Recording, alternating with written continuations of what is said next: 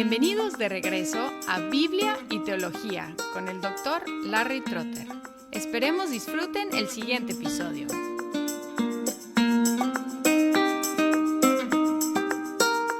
La exhortación general que consideramos en el último episodio fue andar y agradar a Dios más y más.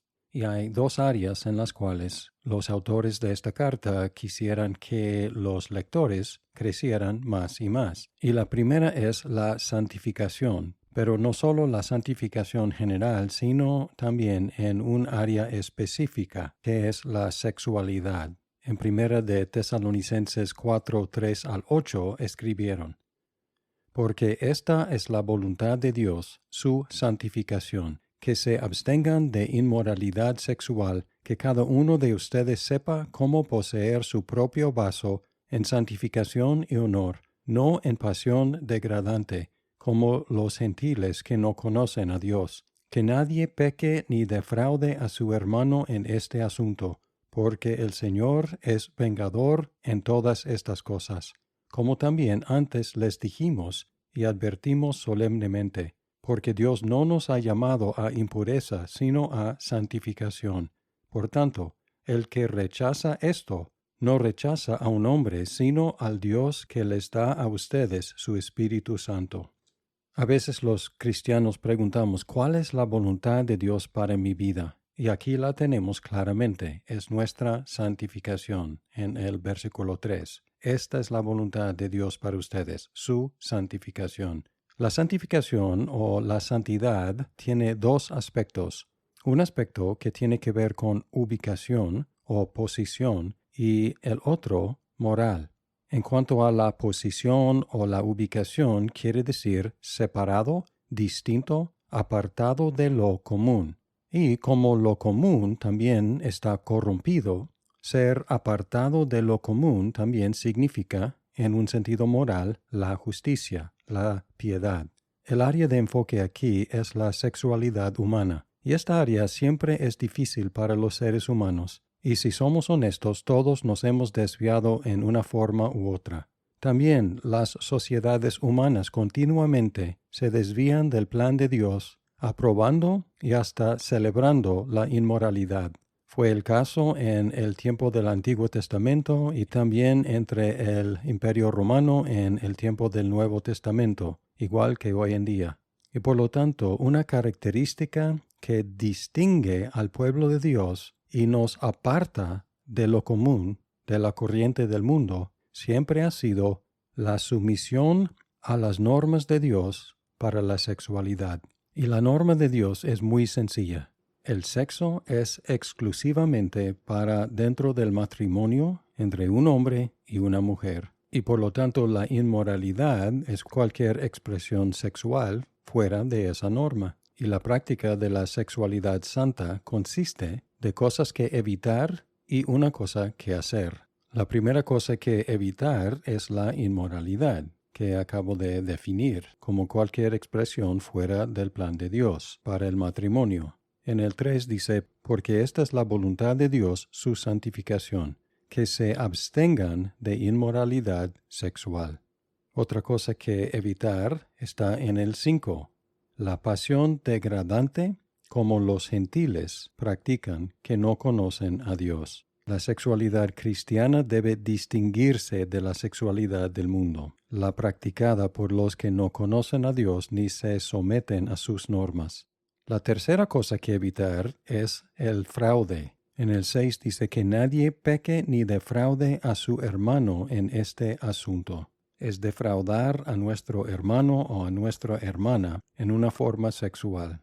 Y la cosa positiva que practicar es dominio propio sobre nuestros cuerpos. En el 4 dice que cada uno de ustedes sepa cómo poseer su propio vaso en santificación y honor. Control de las pasiones sexuales.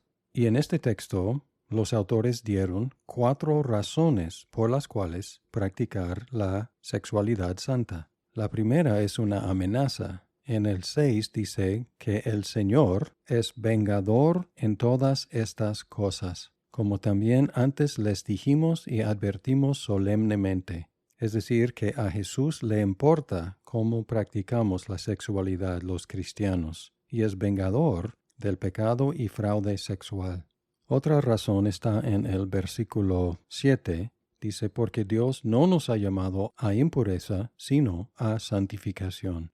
La tercera razón es que el estándar bíblico de la sexualidad no es una invención humana, sino norma de Dios, en el 8. Por tanto, el que rechaza esto no rechaza a un hombre, sino a Dios. Y la cuarta razón es que Dios nos ha dado su Espíritu. En el 8 dice, sino al Dios que les da a ustedes su Espíritu Santo. La expresión aquí es inusual. Dice que les ha dado a ustedes su Espíritu el Santo, enfatizando la característica santa del Espíritu. Y por lo tanto, nosotros debemos y podemos ser santos sexualmente.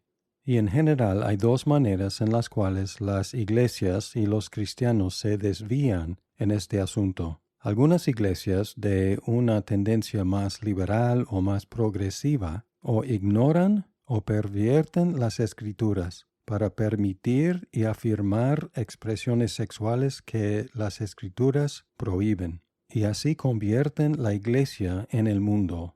Otras iglesias de una tendencia más conservadora afirman las normas bíblicas de la sexualidad, pero suelen utilizarlas principalmente para criticar a los no cristianos. Están tratando al mundo como si fuera la iglesia.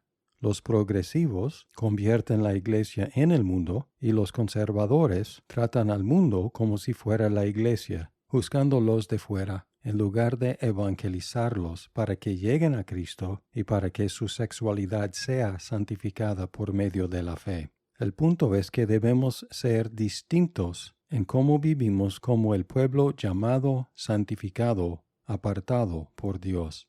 Los cristianos pudieron defenderse y promover el Evangelio, señalando su práctica de la sexualidad santa. Tertuliano escribió, somos unánimes en mente y alma, y compartimos nuestros bienes materiales los unos con los otros. Tenemos todo en común, salvo a nuestras esposas.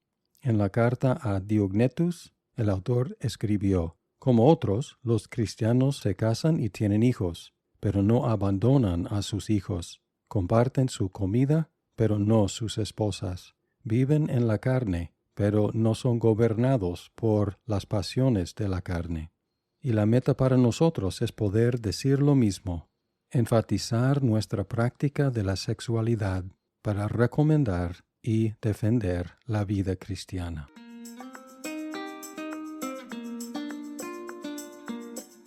Muchas gracias por escuchar este episodio. Si estás disfrutando Biblia y teología, por favor compártelo con tus amigos. ¡Hasta pronto!